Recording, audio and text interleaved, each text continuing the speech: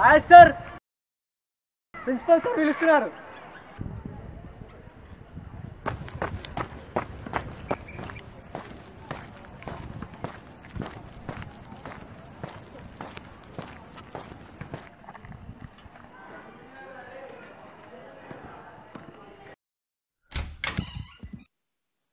Please come in.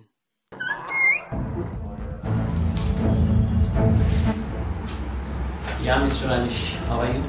Good, sir. మీరు చెప్పే సబ్జెక్ట్లో 50% students are scoring more than 90%, but remaining are very dull. 90% score చేసినందుకు మిమ్మల్ని appreciate చేయాలా, లేకపోతే మిగతా వాళ్ళ గురించి క్వశ్చనింగ్ చేయాలా? అప్రిసియేషన్ కోసం క్లాసెస్ చెప్పట్లేదు సార్, వాళ్ళ ఫ్యూచర్ కోసం చెప్తున్నాను. బట్ మిగతా వాళ్ళ ఫ్యూచర్ కూడా మీరే డిసైడ్ చేస్తున్నారంట. వాళ్ళ ఫ్యూచర్ నేను ఎలా డిసైడ్ చేస్తాను sir? I'm just guiding them. But why don't you take some extra classes for those students who are very poor? No sir. What does it mean, no? వాళ్ళకి extra classes చెప్పాల్సిన అవసరం లేదు. But they are not doing well, right? The score is very less. We need to take some action. Yes sir. We need to take an action, but not extra classes. మరి ఏం చేద్దాం అనుకుంటున్నారు? మీరు ఓపికగా వింటారంటే చెప్తాను సార్. ఓకే, చెప్పండి. ఈ మిగతా 50% స్టూడెంట్స్కి వాళ్ళకి సబ్జెక్ట్స్ పైన అంతగా ఇంట్రెస్ట్ లేదు sir. They are not good at their subjects.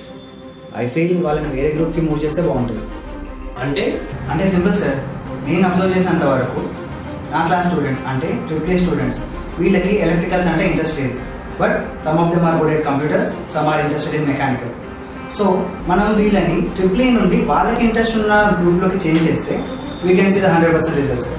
ఎందుకంటే చాలా మంది వాళ్ళకి తెలియకుండానే ఏ గ్రూప్లో వెళ్ళాలన్న కన్ఫ్యూజన్లో కొంతమంది ఫ్రెండ్స్ ఏదైతే అది, కొంతమంది రిలేటివ్స్ సజెస్ట్ చేసింది, కొంతమంది పేరెంట్స్ చెప్పింది, ఇన్ని ఆప్షన్లు విని ఏ ఆప్షన్ పెట్టాలో తెలియకుండానే అన్ని ఆప్షన్లు పెట్టేసి ఏది వస్తే అలా జాయిన్ అయిపోతాం అని వచ్చిన వాళ్ళే అందరూ అప్పు వస్తారు. But most of the cases మాత్రం ఇంతే. సరే, మీ క్లాసెస్లో అంటే మరి వేరే వాళ్ళు చెప్పే క్లాసెస్లో ఆ గ్రూపే చేద్దామని వచ్చిన వాళ్ళు కొంతమంది అయినా ఉంటారు కదా, వాళ్ళ రిజల్ట్ 100% కాకపోయినా 90% రావాలి కదా, ఎందుకు రావట్లేదు మరి? ఎందుకంటే వాళ్ళు చెప్పేవాళ్ళు ఇంట్రెస్టింగ్గా చెప్పట్లేదు సార్. అంటే మీ ఒక్కరికే నాలెడ్జ్ ఉంది, మీరు ఒక్కరికి క్లాసెస్ చెప్తారని మీ ఉద్దేశం కాదు సార్. ఇక్కడ అందరు లెక్చరర్స్కి నాలెడ్జ్ ఉందని అనుకుందాం, but the way they teach is not correct అని నా అభిప్రాయం. ఇప్పుడు కూడా స్కూల్స్లో చెప్పినట్టు క్లాసెస్ చెప్పి నోట్స్ ఇచ్చి అసైన్మెంట్స్ ఇస్తే ఏం లాభం సార్? సార్, ఈ 4 yearsలో వచ్చే నాలెడ్జ్తోనే వాళ్ళ లైఫ్ లాంగ్ బతకాలి సార్. ఇదే వాళ్ళ బేస్మెంట్, వాళ్ళ రూట్స్. సరే, మరి ఎలా చెప్పాలి? క్లాస్ ఉన్నాక కూడా మీరే ల్యాబ్స్లో కూర్చొని పెట్టి చెప్పాలా? సార్, బీటెక్లో మోస్ట్ ఎక్సైటింగ్ పార్టే ల్యాబ్. మన క్లాస్ రూమ్లో మొత్తం చెప్పేసి లాస్ట్కి ఎనీ డౌట్స్ అంటే వాళ్ళకి ఏ డౌట్ అడగాలో కూడా అర్థం కాదు సార్. అదే ల్యాబ్కి తీసుకెళ్తే 100 డౌట్స్ వస్తాయి సార్ వాళ్ళ మైండ్లోకి. అవి క్లియర్ చేస్తే చాలు సార్, ఇంకా క్లాసెస్ కూడా అవసరం లేదు. క్లాస్ చెప్పేటప్పుడు మీ చేతిలో ఒక స్పానర్ పట్టుకుని దాని నుంచి ఎక్స్ప్లెయిన్ చేస్తూ చెప్తే ఎక్కువ ఇంట్రెస్టింగ్గా ఉంటుందా, లేకపోతే బోర్డు పైన డ్రా చేసి చెప్పేసి తర్వాత ఒక 2-3 days తర్వాత ల్యాబ్కి తీసుకెళ్ళి ఆ స్పానర్ని చూపిస్తే ఎలా ఉంటుందో తెలుసా సార్? సినిమా స్టోరీ మొత్తం ముందే తెలుసుకొని తర్వాత సినిమాకి వెళ్తే ఎలా ఉంటుంది, అలా ఉంటుంది సార్. అంటే స్టూడెంట్కి క్లాసెస్ ఇంట్రెస్టింగ్గా ఉండలేదు, అయినా సరే డైలీ కాలేజ్కి వస్తున్నారు సార్. కాలేజ్కి ఇద్దరు వాళ్ళ ఫ్రెండ్స్ కోసమో లేదా అటెండెన్స్ కోసం వస్తున్నారు అంతే. ఎంతమంది స్టూడెంట్స్ క్లాసెస్ ఇవాళ జర ఇంట్రెస్టింగ్గా ఉంటుందని వస్తున్నారు sir? I guess no one. ఏదో కాలేజ్ ఉంది, రావాలి, క్లాసెస్ చెప్తారు, వినాలి, ఇంకేం రీజన్ లేదు సార్. స్టూడెంట్స్కి మనం అంత మంచిగా చెప్తే వాళ్ళు బయట ట్యూషన్స్కి ఎందుకు పోతారు? 10th ఉండే ఫిజిక్స్, కెమిస్ట్రీ, మ్యాథ్స్ మళ్ళీ పాలిటెక్నిక్ ఎంట్రన్స్ ఎగ్జామ్లో ఉంటుంది, మళ్ళీ పాలిటెక్నిక్ సపరేట్ క్లాసెస్కి ఎందుకు పోతారు? ఇంటర్లో చదివిందే మళ్ళీ ఎంసెట్లో ఉంటుంది, దానికి మళ్ళీ సపరేట్ కోచింగ్ ఎందుకు? బీటెక్లో చదివిందే మళ్ళీ గేట్లో ఉంటుంది, బీటెక్ క్లియర్ అయిన వాడు గేట్ కూడా క్లియర్ అవ్వాలి కదా, ఎందుకు అంత కష్టం అవుతుంది క్లియర్ అవ్వడానికి? నిజంగానే కాలేజ్లో అంత మంచిగా క్లాసెస్ చెప్తే ఎడ్యుకేషన్ అయిపోయినాక కూడా జాబ్స్ రావాలంటే ఇంకా ఎందుకు అంత కష్టపడుతున్నారు? ఎందుకు అమీర్పేటలో వేరే కోచింగ్ తీసుకుంటున్నారు? ఎందుకు మెకానికల్ స్టూడెంట్స్ బీపీఓలలో, AAA స్టూడెంట్స్ సాఫ్ట్వేర్లలో వర్క్ చేస్తున్నారు? అసలు చదువుకి వీళ్ళు చేసే వర్క్కి కొంచెం కూడా సంబంధం లేకుండా ఎందుకు ఉంటుంది?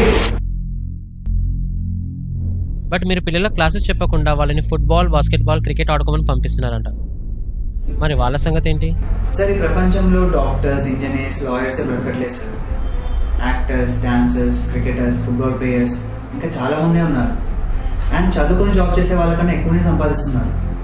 వాళ్ళకి చదువుపైన ఇంట్రెస్ట్ లేకపోవచ్చు sir, but they are good players.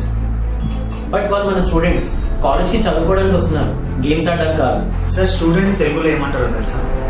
విద్యార్థి అంటే విద్యని అర్థించేవాడు. విద్య అంటే చదువు మాత్రమే కాదు సార్. సింగింగ్ ఒక విద్య, డాన్సింగ్ ఒక విద్య, ఫుట్బాల్ ఆడడం ఒక విద్య. So they are learning something. Sir చదువుకునే వాళ్ళకి ఎగ్జామ్స్ పెట్టినట్టే వీళ్ళని కూడా టోర్నమెంట్స్కి తీసుకెళ్తాం. Definitely they will prove. ఒక్క ఛాన్స్ ఇద్దాం సార్. వాళ్ళకి నచ్చింది చేస్తే రిజల్ట్స్ ఎలా ఉంటాయో ఆల్రెడీ మీరు నా క్లాస్ స్టూడెంట్స్లో చూసారు. వాళ్ళు ఇంట్రెస్టింగ్గా నేర్చుకుంటే ఎవ్రీ సెమిస్టర్ సిలబస్ హాఫ్ టైంలో కంప్లీట్ అయిపోతుంది. తర్వాత మనం ప్రజెంట్ టెక్నాలజీ గురించి వర్క్షాప్స్ కండక్ట్ చేద్దాం సార్. బికాస్ ఆ బుక్స్లో ఉన్న దానికి ఇప్పటికీ చాలా డిఫరెన్స్ ఉంటుంది సార్. మనం వాళ్ళకి జస్ట్ నాలెడ్జ్ అండ్ స్కిల్స్ ఇస్తే చాలు సార్. తర్వాత వాళ్ళకి ఎగ్జామ్స్ అంటే భయం ఉండదు. 4 ఏళ్ళ తర్వాత జాబ్స్ కోసం కష్టపడాల్సిన పని ఉండదు. ఇన్ఫ్యాక్ట్ మనం ఇచ్చే డిగ్రీ సర్టిఫికేట్ కూడా అవసరం ఉండదు సార్. ఎలక్ట్రికల్ స్టూడెంట్ ఎలక్ట్రికల్ ఇంజనీరే అవుతాడు, మెకానికల్ స్టూడెంట్ మెకానికల్ ఇంజనీరే అవుతాడు. And then no one will say నువ్వు చదివింది ఏంటి, నువ్వు చేస్తుంది ఏంటి.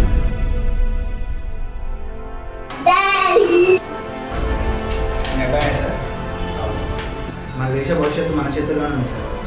మీరే ఆలోచించండి, మన పిల్లలకి ఎలాంటి విద్య అందించాలనుకుంటున్నారు. వస్తాను సార్.